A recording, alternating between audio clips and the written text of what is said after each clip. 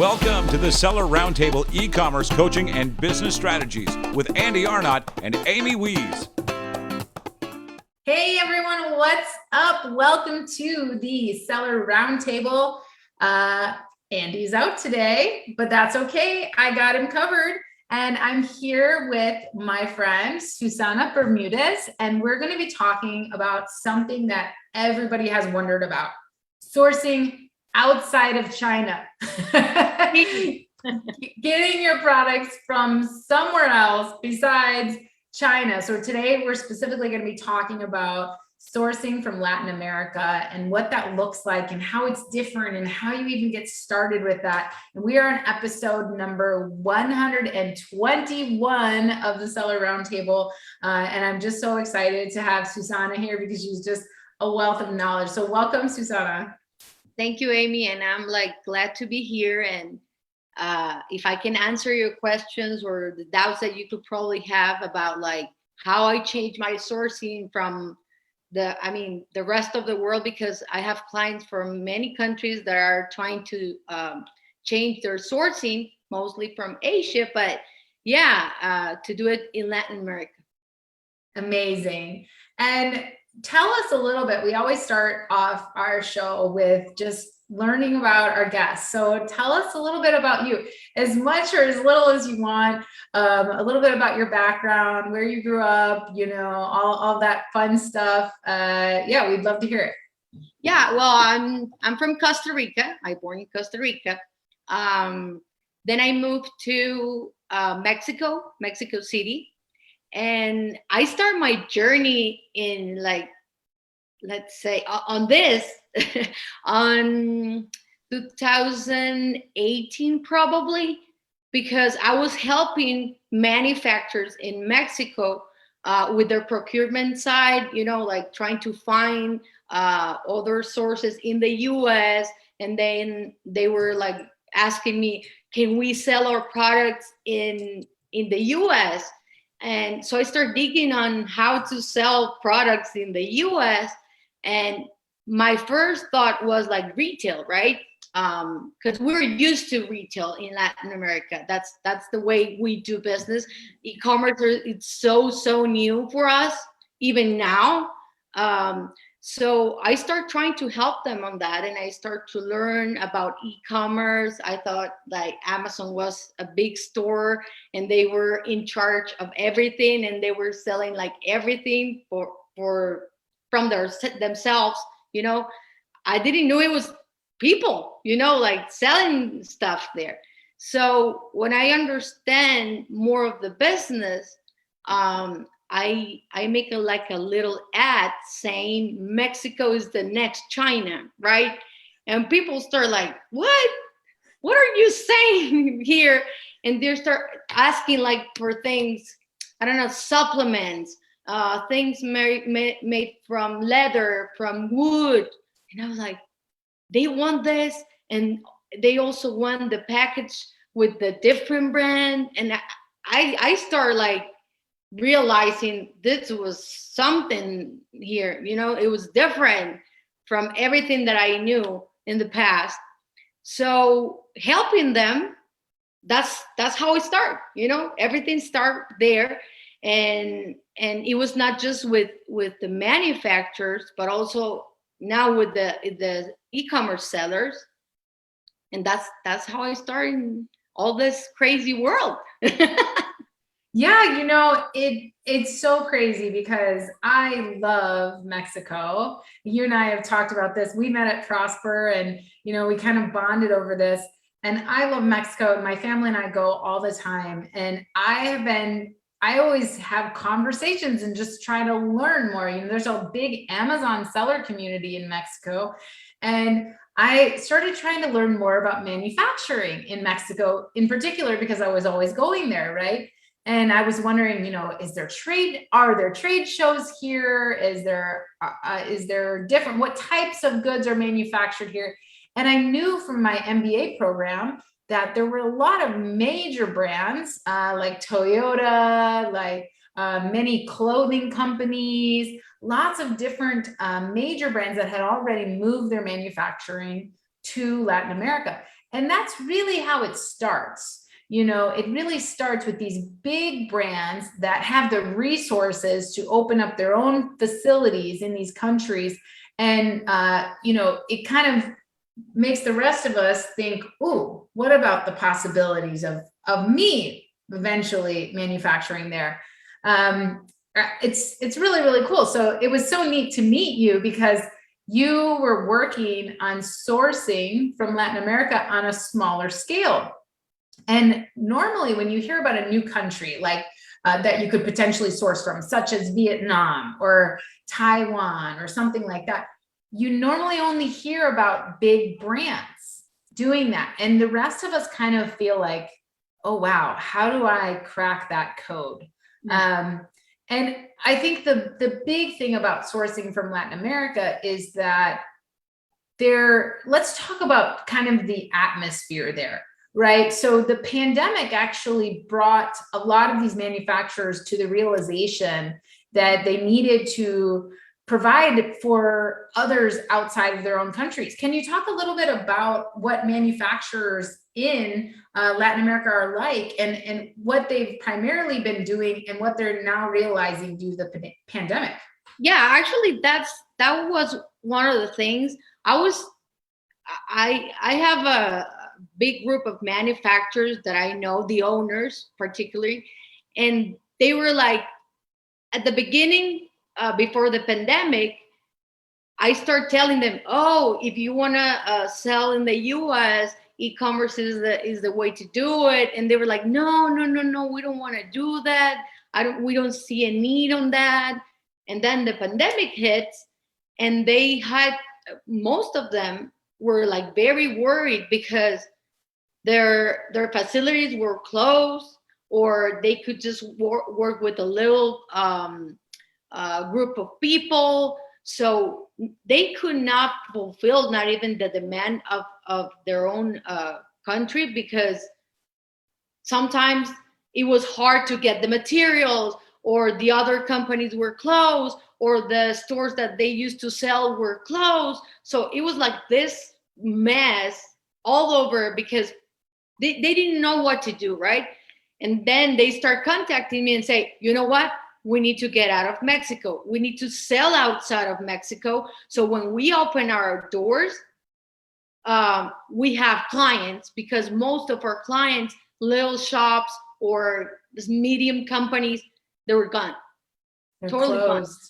Yeah. And yeah. So it was something that they start like looking, and that's why I try to educate them, because it's all new for them, you know. Yeah. And So these manufacturers are mostly used to supplying smaller shops and things like that in their own country. And this also happened in the US as well. Like, small shops started pivoting to e-commerce because they were closing, and they realized, like, I have to have some other way to sell my goods. Yeah. So it's even worse in these countries where, like you mentioned, there's not a humongous e-commerce presence. Most people still do shop in stores, you know, and these manufacturers, they had more than enough work just manufacturing for their local stores before the pandemic. And then suddenly the pandemic hits, and they're like, whoa, you know, it's kind of like us. We realized, oh, wow, you know, I put all my eggs in one basket, and now that basket is in trouble. Like a bunch of us Amazon sellers, when Amazon stopped delivering non-essential goods, right? If it wasn't an essential good, it didn't get delivered. And all these Amazon sellers had their inventory just held hostage. And suddenly their income, it wasn't that people didn't want to buy those things. It was that Amazon couldn't deliver them. They were maxed out. And so, you know, I think we learned that in any situation where we have a pandemic, where it's like, wow, okay, you know, I never want to put all of my eggs in one basket. So we all get to now experience these manufacturers who want to grow beyond their own borders. Yeah. But at the same time, there's challenges. Yeah. A lot of people have been asking me, you know, in the Facebook groups, they've been, Amy, how are you getting products in Latin America? And the answer is, I'm not yet. I'm figuring it out, but there's a lot to figure out. And what I'm realizing working with Susana and some of the other folks that are in Latin America is like, geez, there is a huge, it's completely different than anywhere else you've ever sourced from, first of all. And people are like, well, how do I search for manufacturers? You can't, I mean, you can. I found a few finding the Spanish word for that whatever it was called. And then I found a few of the websites, but unless you're there in person, it's very tough. Unless you have those relationships like Susana has, she has those relationships with manufacturers. She can talk to them in their language. She can work with them. She can explain to them the benefits of working with a supplier or an importer that is working in smaller quantities, like a micro brand, those kinds of things versus what they're used to working with. So this is completely new to them. And finding these manufacturers, there's no Alibaba. There's no, a lot of these manufacturers don't even have their own website. So it's really about learning the culture, learning what is there, what types of products you can source. And Susana and I did kind of a project where we were listing out all the different popular categories to source from in China. And we identified 230 categories from the Canton Fair website that could be sourced from somewhere in Latin America, right? There's a lot of products that you can get in Latin America. The problem is not that the products can't be made. Yeah. The problem is that it's completely different than sourcing from China or sourcing from India or sourcing from any other country. And we need an education. Yeah. And the manufacturers, they need an education. And it's like, we have this kind of wall between us that we're slowly trying to break down. So I know we've got folks that are really interested in doing this. So what's the first step, Susana? If I want to source my product from Latin America, I want to find an alternative supplier. There's no Alibaba. That manufacturer might not have a website. What is the first step to finding a manufacturer in Latin America? Work in your patience. No, yeah, well, that's one of the things. But also, it's very important, and you and I talk about this. Many of the sellers, they don't know what they're selling, and they pretend that with a picture, oh, if I show you a picture, you're going to be able to go and find this in Latin America. No. Yeah, probably yes, if it's something, made from wood. But I also need to understand the dimensions, the type of wood, all those things that most of the sellers are used to just show a picture and that's it. And the supplier in China just figures it out and gives them packaging and everything else. It's like, no.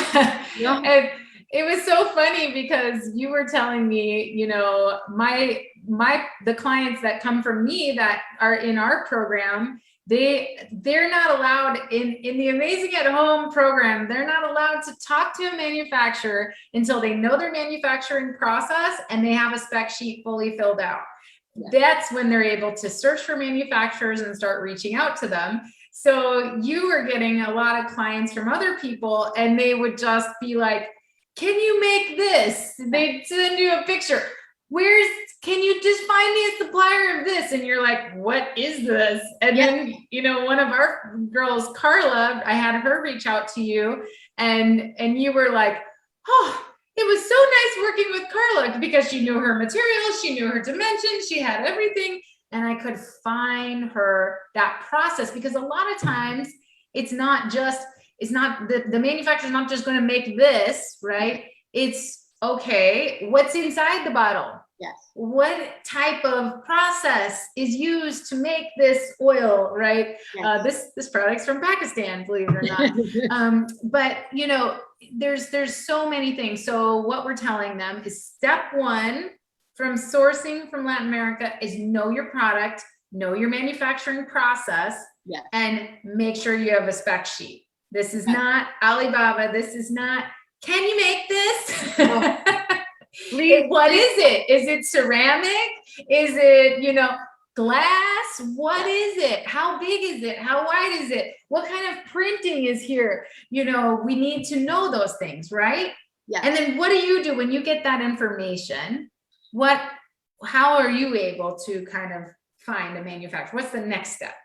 Well, sometimes I have from the many manufacturers that I know, sometimes with that specification, I can tell, well, maybe this one can do the work, or the product or whatever.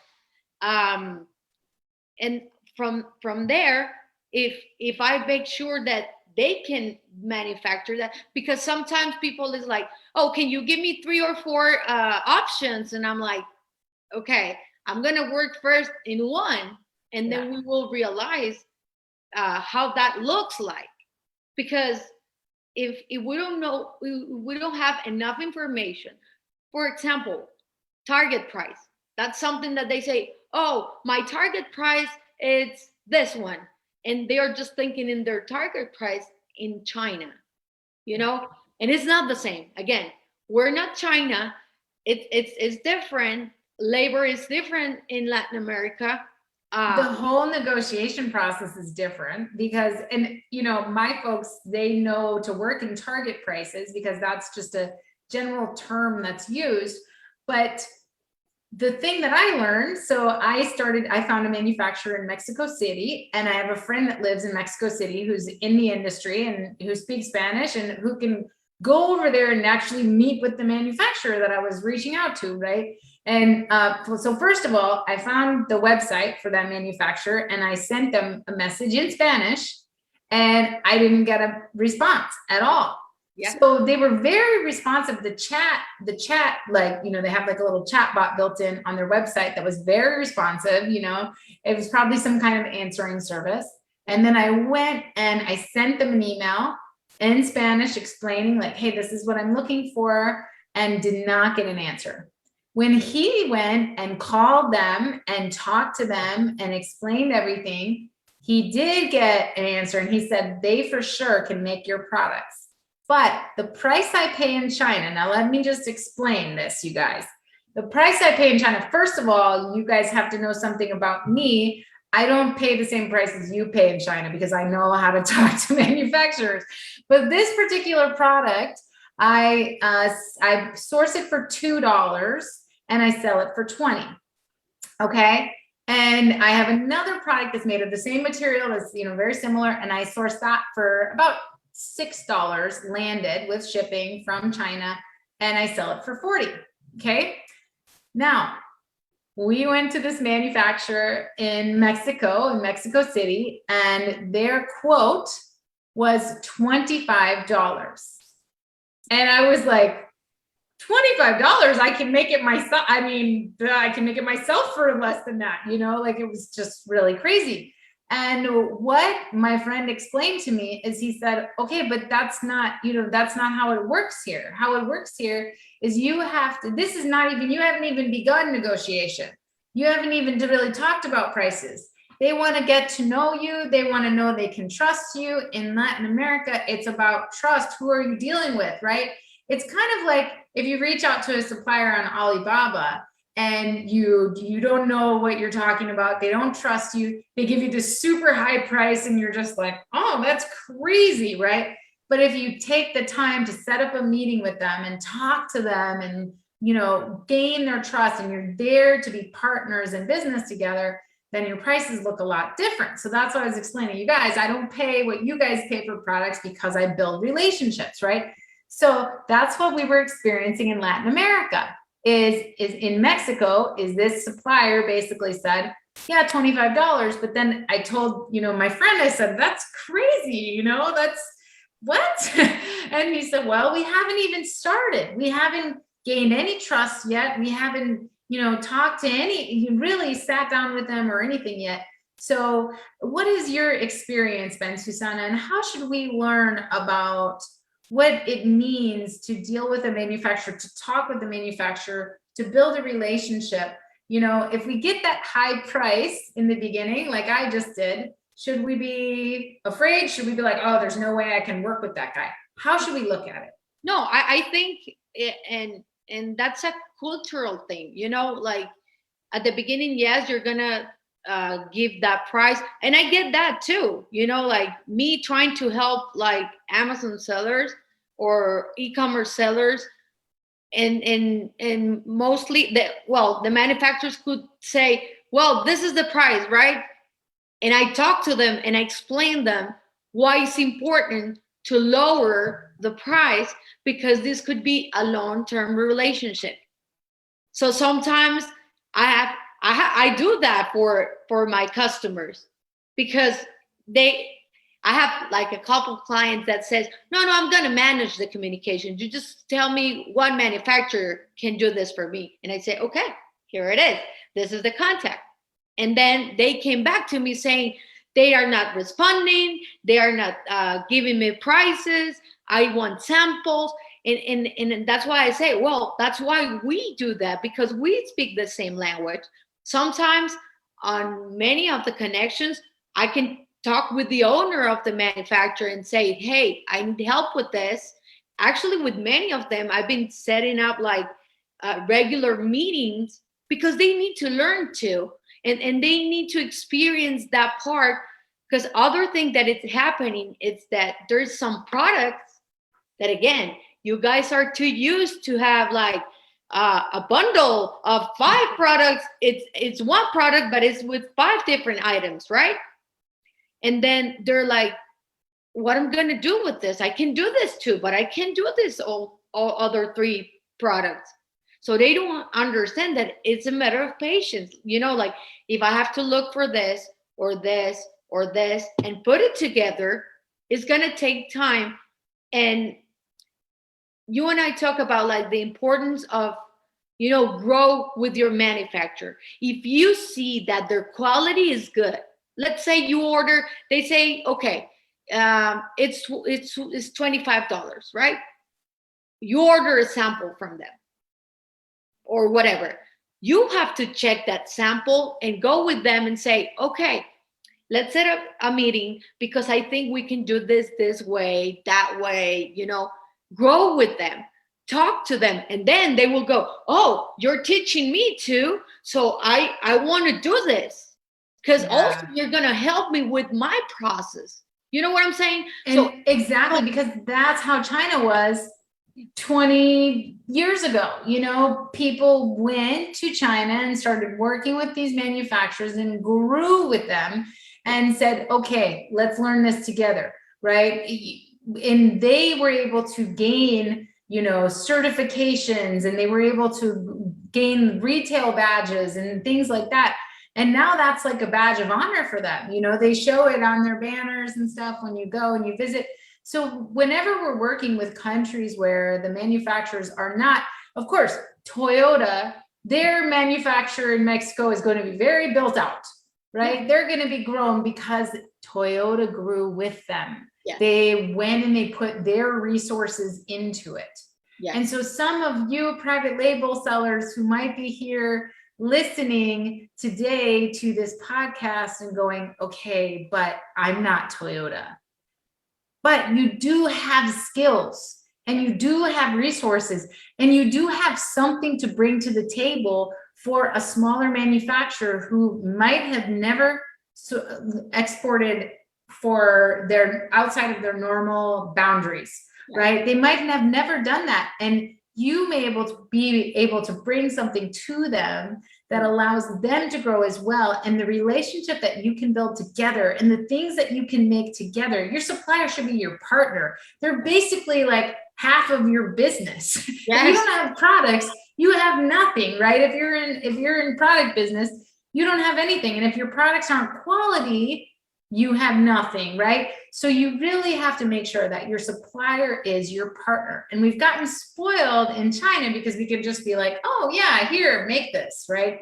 Mm-hmm. And there's a lot of resources, and they're used to inspecting every product, and they're used to the way that things should look.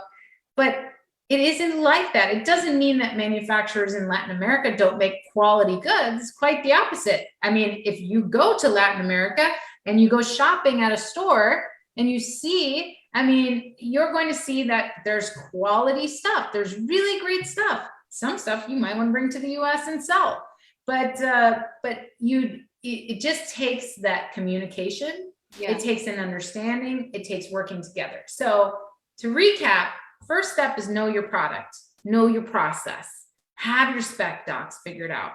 The second step is don't think you're going to be able to just message a supplier and get an answer back, or that first price, that if you do get an answer, that first price that you get is going to be perfect.